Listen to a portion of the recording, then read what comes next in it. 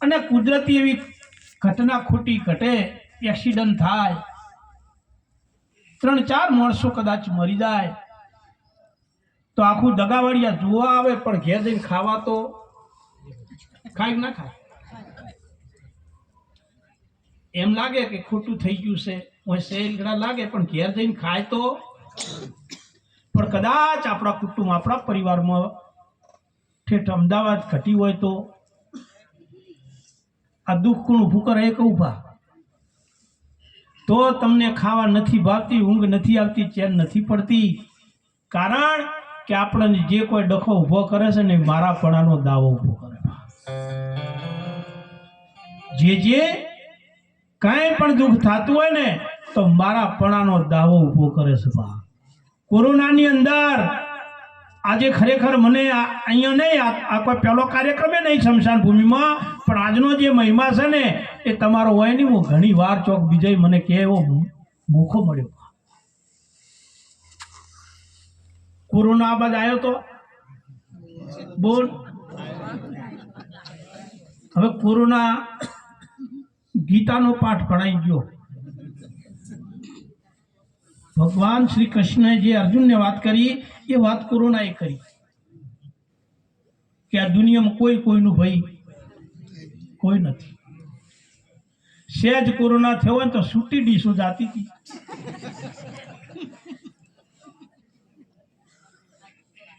$1,00,000 પગારદાર મહિને એનો પતિ હોય, એક 10 મિનિટ લેટ પડ્યો હોય અને ઘેર આવેલા એની પત્ની ચિંતા કરે તમે લેટ થાવ છો ને તો મને ચેન પડતી.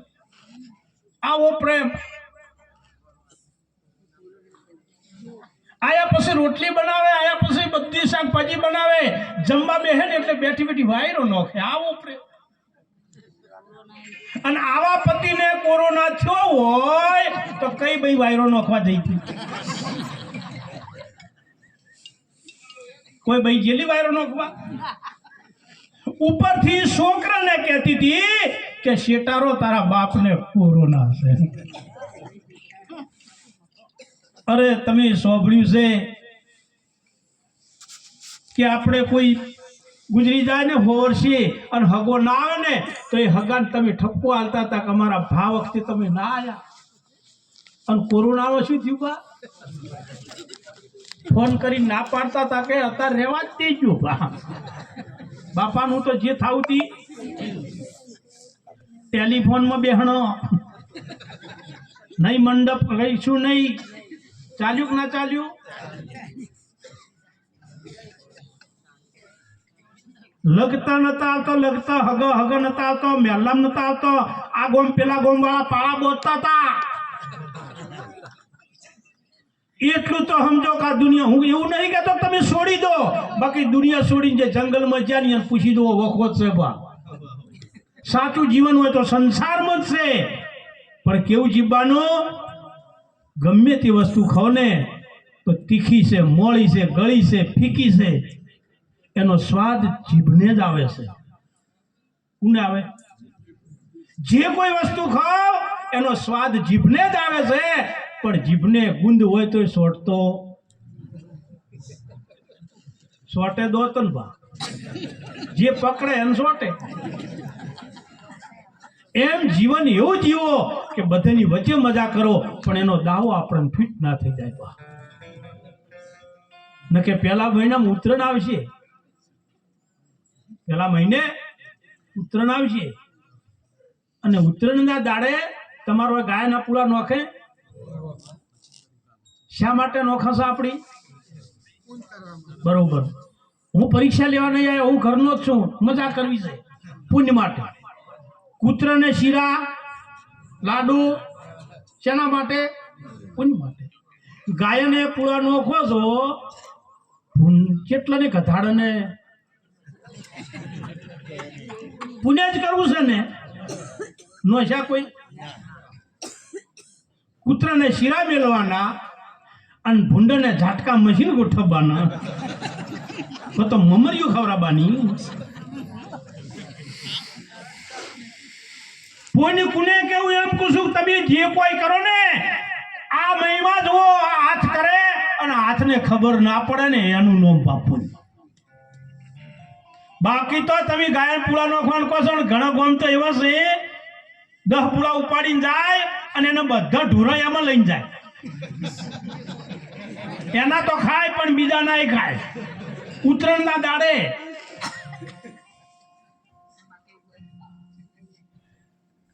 અંધારામાં એગારો પડ્યો હોય ને પગ મેલો તો એમ કે અજવાળે જરેળો પાડ્યો. વૈધર હોય અને લાઈટ નો શીડો પકડો અને એમ કે વૈધર ઉતર્યા ચીડ ઝાટકો માર્યો એમ કે. કર્મ કોઈને છોડે નહીં, ભલે હોય ભગવાન, ભીલે બોણ માર્યા તેથી કૃષ્ણ હતા બલવાન. ભૂલમાં ભૂલ કરશો તોય દોષ લાગવાનો, અને ભૂલમાં તમે પરમારથ કરશો ને તોય બીડો. નકા જગત તો એવી વળગાડે છે ને ભરતભાઈ. એક યુવાન મા બાપ ગુજરી ગયેલા અને જમીન ભાગી આલ લીધી. જે કોઈ આવે ને એ સેવામાં આલે મંદિરમાં, અને મંદિરના ઓટે હુઈ રે. ધ્યાનથી અભરજો કે આ જગત છે વિષય તો મંદિરના ઓટે હુઈ રે આખો દાડો. આ છોકરો 25 વર્ષનો યુવા, અને એમાં કોઈ વડીલ નીકળ્યા અને એને કીધું કે મૂર્ખા ઉભો થા. પેલો બેઠો થયો. બેઠો થઈને કે શું છે? ધંધો કર, ધંધો બધું ભેળી જાહે. પેલો કે ધંધો કરીને શું કરું? કે 2 પૈસા કમા. એટલે કે 2 પૈસા કમાઈને શું કરું? 2 પૈસા કમાઈને ઘર હમું કર. કે ઘર હમું કરીને શું કરું? ઘર હમું થાય ચોક હગું થાય. હગું થાય પછી શું કરું? હગું થાય ભગવાન છોકરો હાલશે, બાળ બચ્ચે વસ્તાર. બાળ બચ્ચા હાલે શું કરવું? કે ભણાય. કે ભણાઈને શું કરું? નોકરી હલાય. નોકરી હલાઈને શું કરું? કે નોકરી કર ને તું આરામ કરતા. હાલ શું કરે? હા,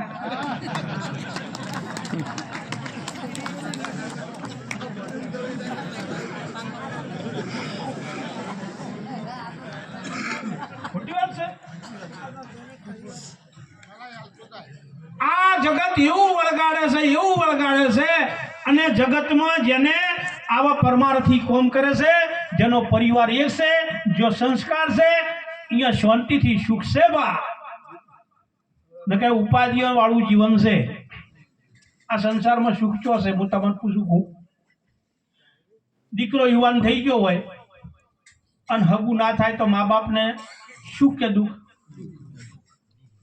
યુવાન દીકરો હોય ને હગું ના થાય તો દુઃખ. હગું થાય ને વેવાઈ ના પરણાવે તો, અને વેવાઈ પરણાવે ને તો ધરમ ધરા ઉડાડે તો, અને ધરમ ધરા ના ઉડાડે ને કદાચ 10 વર્ષ સુધી ભગવાન વસ્તાર ના આલે તો, અને વસ્તાર આલે અને મોટો થઈને વૃદ્ધાશ્રમમાં મેલે તો. પહેલો પાયો સંસ્કારનો એટલો મજબૂત રાખો, અને સંસ્કાર નો પાયો જો ઘડવો હોય ને તો પરમાર્થ. આ મુખ છે ને એને પવિત્ર બનાવવું હોય ને તો પરમાત્માના નામથી બને. આ મુખ પવિત્ર બને તો પરમાત્માના નામથી બને. આ હાથ જો પવિત્ર બનાવવા હોય તો કંઈક ને કંઈક પરમાર્થ કરો, પુણ્ય કરો, પુણ્ય. અને પગ જો પવિત્ર બનાવવા હોય તો કોઈને કોઈ તીર્થે જાઓ, જાત્રાએ જાઓ. અને આ 3 જો પવિત્ર હશે ને એના જીવનમાં કોઈ દાડો વધો નહીં આવે. કદી વધો નહીં આવે. બાકી ભેળું કરવા વાળા તો 10 લાખ લઈ અને 10% હાલતા હાલતા અમારી નજર અમે જોયેલા દાખલા 10% રૂપિયાનું વ્યાજ માલ. 20 પીળા તો થઈ ગયા, 25 લાખ પીળા થયા. પણ જેને 10% લીધા એને થયો કોરોના. તે જ્યાં હોસ્પિટલમાં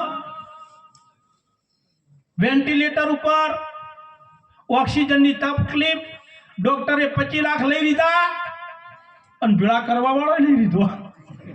સમજાય છે? બાપો જ્યાં ને રૂપિયા ભાઈ એમ ભેળું નહીં થતું. પરમાત્મા પ્રગટ હોય, કોઈ મોનો ન મોનો તમારી મરજી.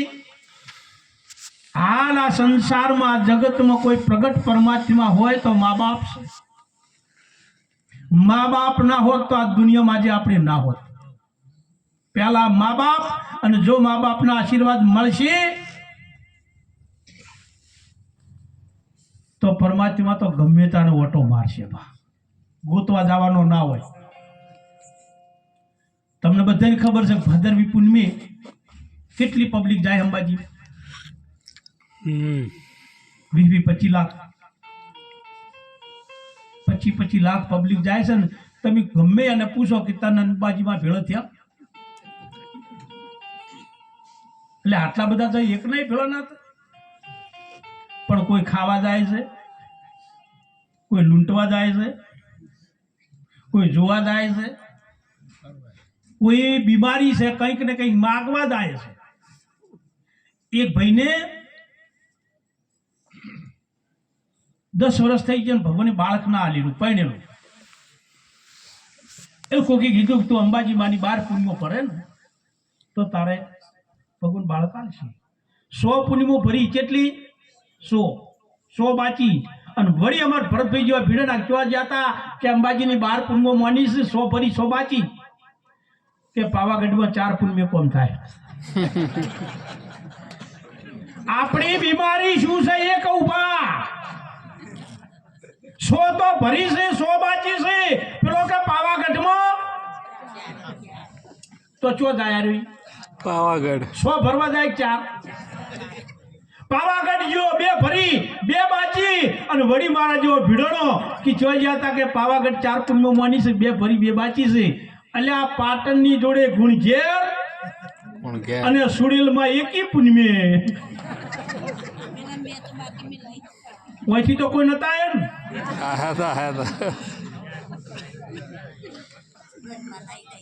હું કોઈનો વિરોધી નહીં, કોઈ દેવતાઓનો વિરોધી નહીં, પણ દિલની વાત તમને કહું. મારે 7 કિલોમીટર જ થાય ગુણઝેર, અને તમારે અહીંથી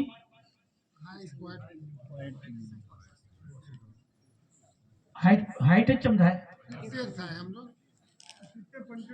વિસનગર થી ઊંઝા 25, હાઈટ તો ઈ જ થઈ રહે. બીજા ઘરના કાઢજો. પોહેટ 70 કિલોમીટર થાય ને મારે 7 થાય. બોલો કોમ મારું કરે તમારું? તો મને આજ સુધી લમણો નહીં વાળ્યો, તમને શું હાલ છે? કર્મ એવું આવવું જોઈએ કે દેવતા પરમાત્મા પણ ઘેર આવે. કોઈ પણ સંત ના જુઓ, સંત પાછળ નહીં ગયા, સંતને ઘેર પરમાત્મા જ આવ્યો. દ્વારિકાનો નાથ મારો રાજા રણછોડ છે, જેની મને નરસિંહના 50 કોમ કર્યા, આપણું એક નહીં કરે.